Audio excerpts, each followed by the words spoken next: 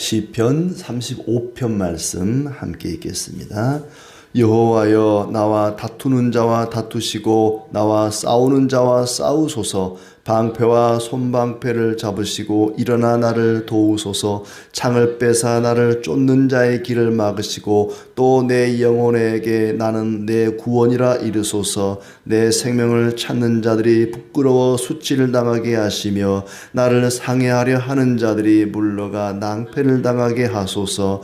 그들을 바람 앞에 겨와 같게 하시고 여호와의 천사가 그들을 몰아내게 하소서. 그들의 길을 어둡고 미끄럽게 하시며 여호와의 천사가 그들을 뒤쫓게 하소서. 그들이 까닭 없이 나를 잡으려고 그들의 그물을 웅덩이에 숨기며 까닭 없이 내 생명을 해하려고 함정을 파싸오니 멸망이 순식간에 그에게 닥치게 하시며 그가 숨긴 그물에 자기가 잡히게 하시며 멸망 중에 떨어지게 하소서. 내 영혼이 여호와를 즐거워하며 그의 구원을 기뻐하리로다. 내 모든 뼈가 이르기를 여호와와 같은 이가 누구냐. 그는 가난한 자를 그보다 강한 자에게서 건지시고 가난하고 궁핍한 자를 노력하는 자에게서 건지시는 이라 하리로다. 불의한 증인들이 일어나서 내가 알지 못하는 일로 내게 질문하며 내게 선을 악으로 갚아 나의 영혼을 외롭게 하나. 나는 그들이 병들었을 때에 굵은 베옷을 입으며 금식하여 내 영혼을 괴롭게 하였더니 내 기도가 내 품으로 돌아왔도다. 내가 나의 친구와 형제에게 행함같이 그들에게 행하였으며 내가 몸을 굽히고 슬퍼하기를 어머니를 곡함같이 하였도다. 그러나 내가 넘어짐에 그들이 기뻐하여 서로 모임이여 불량배가 내가 알지 못하는 중에 모여서 나를 치며 찢기를 맞이 아니하도다. 그들은 연회에서 망령되이 조롱하는 자같이 나를 향하여 그들의 이를 갈도다. 주여, 어느 때까지 관망하시려 하나이까. 내 영혼을 저 멸망자에게서 구원하시며 내 유일한 것을 사자들에게서 건지소서. 내가 대회 중에서 주께 감사하며 많은 백성 중에서 주를 찬송하리이다. 부당하게 나의 원수된 자가 나로 말미암아 기뻐하지 못하게 하시며 까닭 없이 나를 미워하는 자들이 서로 눈짓하지 못하게 하소서. 무릇 그들은 화평을 말하지 아니하고 오히려 평안히 땅에 사는 자들을 거짓말로 모략하며 또 그들이 나를 향하여 입을 크게 벌리고 하하 우리가 목격하였다 하나이다. 여호와여, 주께서 이를 보셨사오니 잠잠하지 마옵소서. 주여, 나를 멀리하지 마옵소서. 나의 하나님, 나의 주여, 떨치고 깨셔서 나를 공판하시며 나의 송사를 다스리소서. 여호와 나의 하나님이여, 주의 공의대로 나를 판단하사 그들이 나로 말미암아 기뻐하지 못하게 하소서. 그들이 마음속으로 이르기를 아하 소원을 성취하였다 하지 못하게 하시며 우리가 그를 삼켰다 말하지 못하게 하소서. 나의 재난을 기뻐하는 자들이 함께 부끄러워 낭패를 당하게 하시며 나를 향하여 스스로 뽐내는 자들이 수치와 욕을 당하게 하소서. 나의 의를 즐거워하는 자들이 기꺼이 노래 부르고 즐거워하게 하시며 그의 종의 평안함을 기뻐하시는 여호와는 위대하시다 하는 말을 그들이 항상 말하게 하소서. 나의 혀가 주의 의를 말하며 종일토록 주를 찬송하리이다. 아멘. 네, 오늘도 주님의 은혜와 평강 가득하기를 진심으로 축복합니다. 다윗의 그 기도를 보면은 처음에는 불평하고 원망합니다. 하나님, 내 인생이 왜 이렇습니까? 내가 왜 이렇게 억울한 일을 당해야 됩니까? 저 악한 자들이 저렇게 승승장구하니 너무 괴롭습니다 하고 자기 마음에 있는 괴로움을 하나님께 토로합니다. 그리고 하나님의 도우심을 구하죠. 하나님, 저 악인들을 멸하여 주소서. 나를 건져 주옵소서. 그리고 마지막에는 찬양을 드립니다. 이렇게 불평과 기도와 찬양, 이 패턴이 계속됩니다. 다윗의 시를 보면은 이렇게 하나님 앞에 어떤 반복적인 자기 마음을 아뢰고 결국에 가서는 하나님께 찬송을 드리는 것으로 끝이 납니다. 오늘 이 35편도 하나님께 복수를 호소합니다. 하나님, 너무 억울합니다. 너무 속상합니다.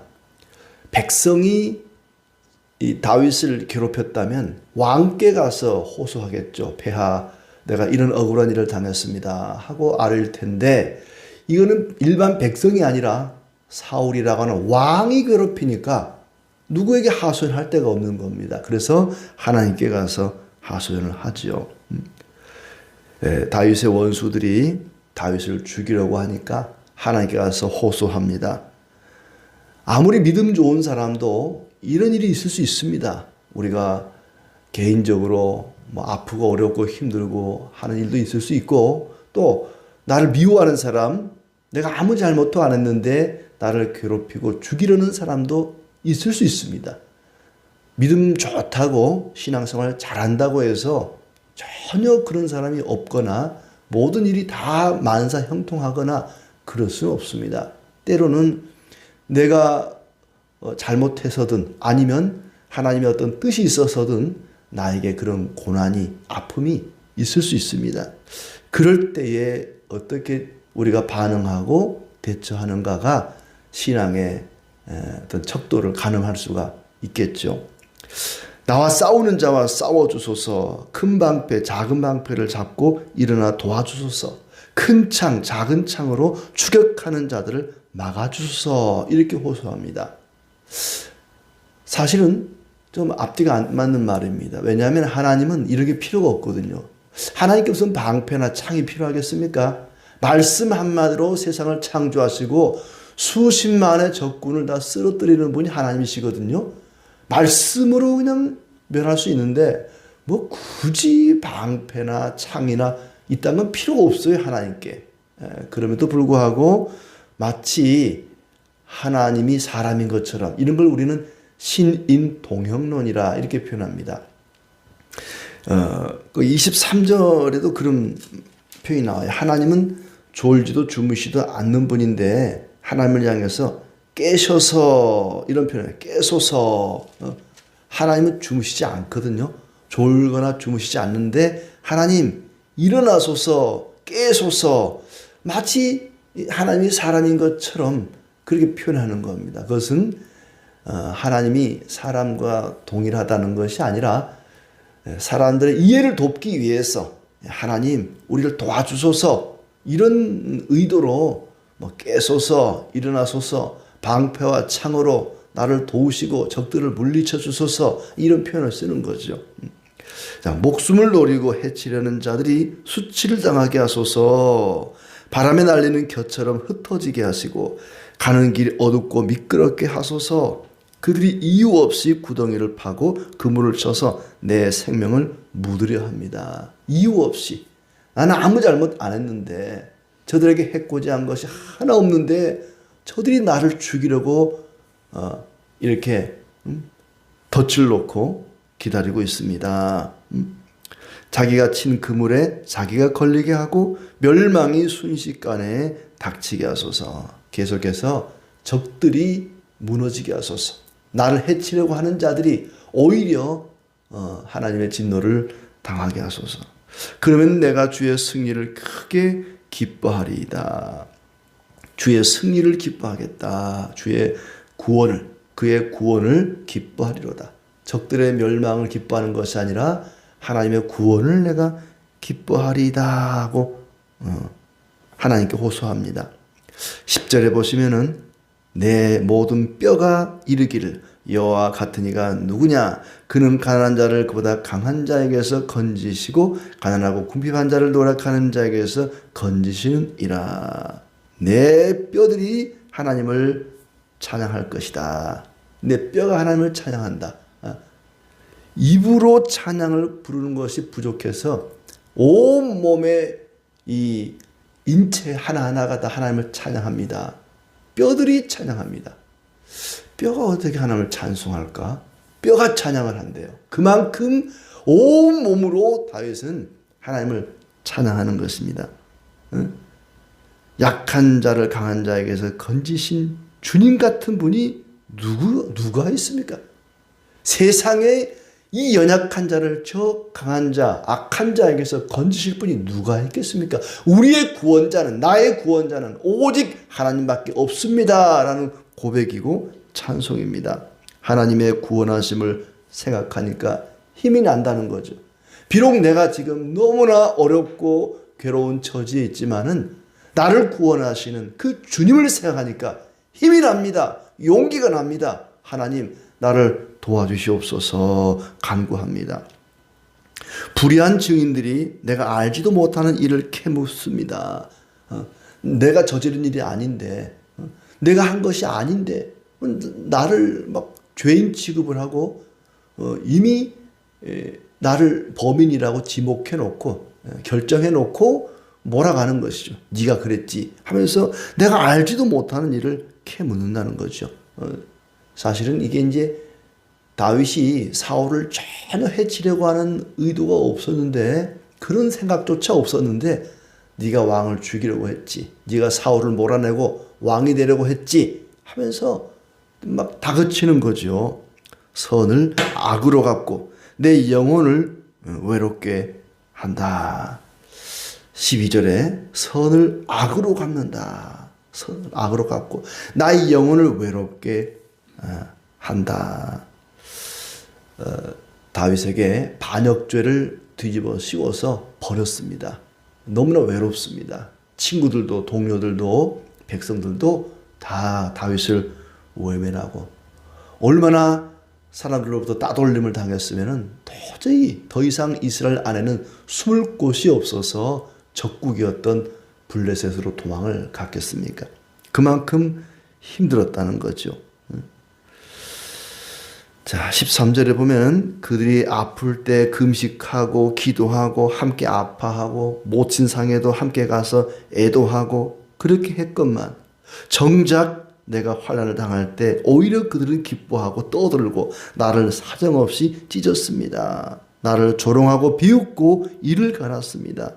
내가 어떤 잘못을 한 것도 없는데, 그들에게 내가 해코지 한 것도 없는데, 나는 그들을 위해서 정말 기도해주고 함께 슬퍼해주고 아파해주고 도와주고 그랬는데, 내가 고난을 당하니까 나를 비웃고 조롱하고 괴롭게 했다.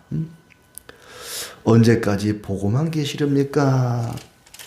17절 말씀에 주여 어느 때까지 관망하시려 하나이까? 언제까지 나를 이렇게 내버려 두시렵니까? 하나밖에 없는 이 생명을 건져 주시옵소서. 하나님께 간절히 기도합니다. 우리가 어렵고 힘들 때 하나님 도와주세요, 건져주세요, 이렇게 기도하는 거 나쁜 기도 아닙니다. 마땅히 해야 할 기도입니다. 우리에게 일용할 양식을 달라고 구하는 것과 같습니다. 하나님이 다 알아서 해줄 텐데 뭐 그런 것까지 구해, 하나님이 얼마나 바쁘신데 귀찮게 하냐고, 그렇게 말할 수 없습니다. 우리가 아플 때 힘들 때 하나님께 도움을 구하는 것은 믿음의 사람들이 마땅히 할 일입니다. 나는 큰 무리 가운데 감사하며 찬송하겠습니다. 18절 끝에 많은 백성 중에서 내가 찬송하리라. 주님께 감사하고 찬송하리이다. 다윗의 기도의 마지막은 항상 이렇게 찬송으로 끝이 납니다. 어렵고 힘들고 괴롭다고 하나님께 호소한 다음에 그 끝은 항상 찬송으로 끝이 나요. 맨 마지막 28절도 그렇죠. 내 혀가 주의 의를 말하며 종일토록 주를 찬송하리이다. 내가 하나님을 찬송하겠습니다. 막 도와달라고 애원하고 그걸로 끝나는 게 아니라 마지막은 감사의 찬송을 드린 겁니다. 틀림없이 나의 기도를 들으시고 도와주실 줄 믿습니다 하고 찬송하면서 기도를 마무리하고 있습니다. 원수들이 나를 이겼다고 기뻐하지 않게 하소서. 그들은 내 잘못을 보았다고 위증을 합니다. 있지도 않은 일을 부당하게 뒤집어 씌워서 나를 억울하게 했습니다. 하나님, 가만히 계시지 마옵소서. 나를 멀리하지 마시고 나를 변호해 주시고 판단하여 주옵소서. 나의 불행을 기뻐하는 자들은 수치를 당할 것입니다. 내 혀로 주님의 의를 선포하고 종일토록 주님을 찬양하리다 라고 끝이 납니다. 오늘 이 다윗의 대적들을 보면서 배은망덕이라는 한자성어가 생각이 납니다. 하나님에게든 사람에게든 우리는 그 은혜를 잊어버리면 안 됩니다. 배은망덕, 이것은 욕 중에서도 가장 큰 욕입니다. 에이 배은망덕한 놈, 욕입니다. 욕. 등을 돌려서 은혜를 잊고 덕을 모른다라는 한자입니다.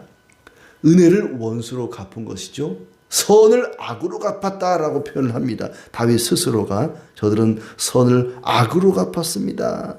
이 원수들의 특징은 이 배은망덕이었습니다. 12절 말씀. 내게 선을 악으로 갚아 나의 영혼을 외롭게 했습니다. 그들이 병들었을 때, 그들이 괴로워할 때 내가 가서 함께 슬퍼해주고 위로해주고 그들을 위해 금식하면서 기도하고 얼마나 그들이 어려울 때 내가 많이 도와줬는데 정작 내가 어려우니까 기뻐하고 조롱하고 비웃고 참 너무나 그들은 야비하고 무례하고 잔인하고 사악했습니다. 내가 환난을 당하자 그들은 기뻐했습니다. 나를 향해 이를 갈았습니다. 나를 위해서 기도해주고 위로해주고 사랑하고 존경해야 되는데 그들은 이유 없이 다윗을 미워했습니다. 예수님이 그런 어려움을 당했었죠. 그들이 까닭없이 나를 잡으려고 그물을 웅덩이에 숨겼습니다. 까닭없이 내 생명을 해하려고 함정을 팠습니다. 아무 이유 없이. 예수님이 그랬습니다. 예수님이. 베드로전서 2장 19절에 예수님에 대한 얘기를 하고 있습니다. 부당하게 고난을 받아도 하나님을 생각함으로 슬픔을 참으면 이는 아름답다 그렇습니다. 부당하게 고난을 받을 때 하나님, 성자 하나님, 예수님을 생각하라는 거죠. 예수님이 얼마나 부당하게 억울한 일을 당했습니까? 우리가 억울한 일을 당할 때 예수님을 생각함으로 힘을 얻으라 그랬습니다. 복음을 전하다 보면은 또 우리가 선을 행하다 보면은 억울하게 이 부당하게 이 괴로운 일을 당할 때가 있습니다. 그럴 때 예수님도 그랬구나. 예수님을 생각하라는 것이죠. 하나님은 하나님의 백성을 건드리는 자를 가만두지 않습니다. 악인들을 가만두지 않을 것입니다. 사람과 사람 사이의 문제는 하나님이 공의로 판단해달라고 호소해야 합니다. 다윗은 지금 부당하게 억울한 일을 당할 때 하나님께 도움을 요청합니다. 공정하게 판단해 주시옵소서. 그러나 하나님과 사람 사이, 나와 하나님 사이의 어떤 문제는 하나님의 긍휼에다가 호소를 해야 되죠. 하나님 용서해 주시옵소서. 나를 불쌍히 여겨 주시옵소서. 다윗은 지금 하나님의 공의로우신 판단에 호소하고 있습니다. 하나님은 부당하고 억울한 일을 당하는 자를 내버려 두지 않습니다. 반드시 그 문제를 해결해 주시고 은혜를 베풀 것입니다. 우리가 하나님에게든 사람에게든 배은망덕하면 안 됩니다. 이 배은망덕과 반대되는 말이 결초보은, 목숨을 걸고 은혜를 갚는다. 목숨 걸고 은혜를 갚지는 못할지라도 은혜를 잊지는 말아야 됩니다. 그래서 각골난망. 오늘 이 새벽에 너무 어려운 공부를 하는데 각골난망이 뭐냐면 뼈에 새기듯이 잊지 않겠습니다 하는 얘기입니다. 그러니까 우리가 하나님의 은혜를 갚지는 못할지라도 잊지는 말자. 은혜를 갚지는 못할지라도 잊지는 말자. 결초보호는 안 되더라도 각골난망, 뼈에 새기도록 은혜를 잊지 말자. 하나님의 은혜를 늘 기억하면서 어떤 어려움과 괴로움과 억울한 일을 당해도 하나님 은혜를 구하고 하나님께 도움을 호소하고 그리고 하나님의 도우심을 확실히 믿고 찬송하며 나아가는 우리의 삶이 되기를 진심으로 축복합니다.